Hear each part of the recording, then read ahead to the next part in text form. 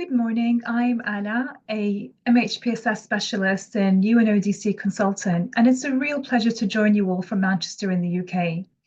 In this presentation, I'm going to be sharing our UNODC experience of availing family skills resources to families in challenging situations, sharing lessons learned and what tools are available that you might add to your own arsenal of resources to build youth in resilience in your communities.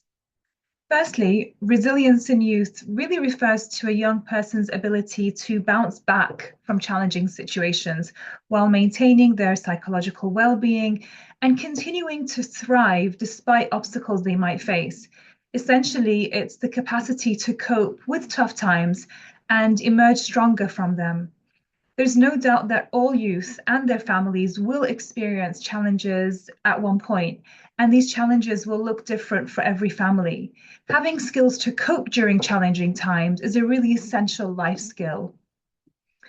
The UNODC International Standards on Drug Use Prevention emphasizes the relationship that parents or primary caregivers in the absence of parents have with their children. And these can be the primary most important factor in the future of children. That's in their emotional and mental health development, and really significantly in reducing the likelihood of them becoming engaged in risky behaviors such as substance misuse and criminal activity. Parenting supports a child's adjustment beyond their own individual resilience. But parenting or caregiving is not always easy, and children don't come with manuals that guide them or guide us on how to best care for our children.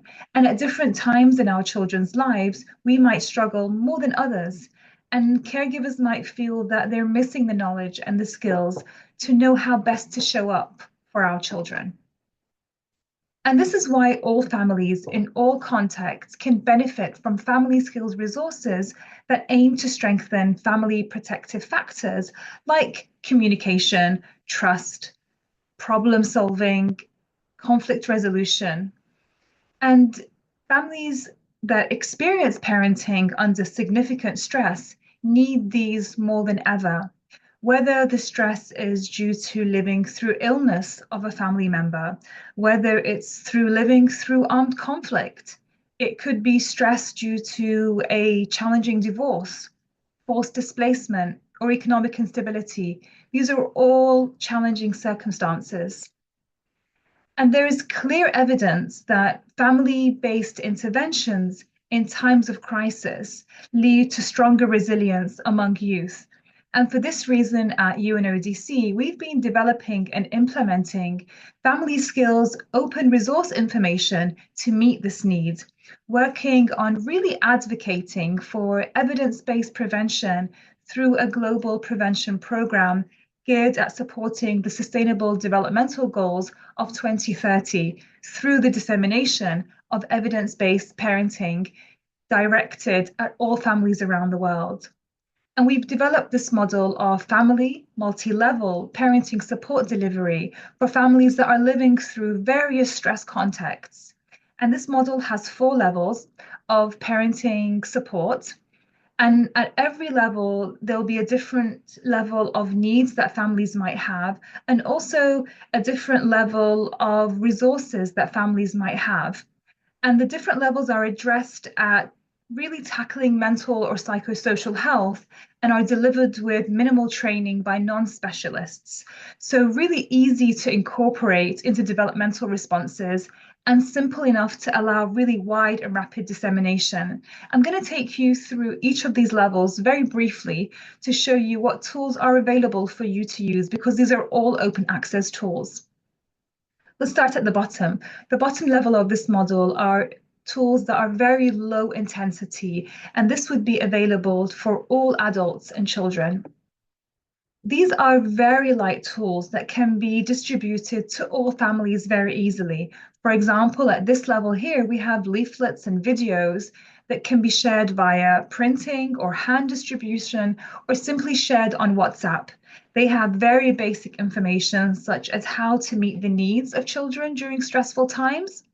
So you might find tips on providing warmth and safety, giving praise, reminders on spending time together with children, maintaining routine, and ensuring caregivers keep communicating with their children even when they themselves are stressed.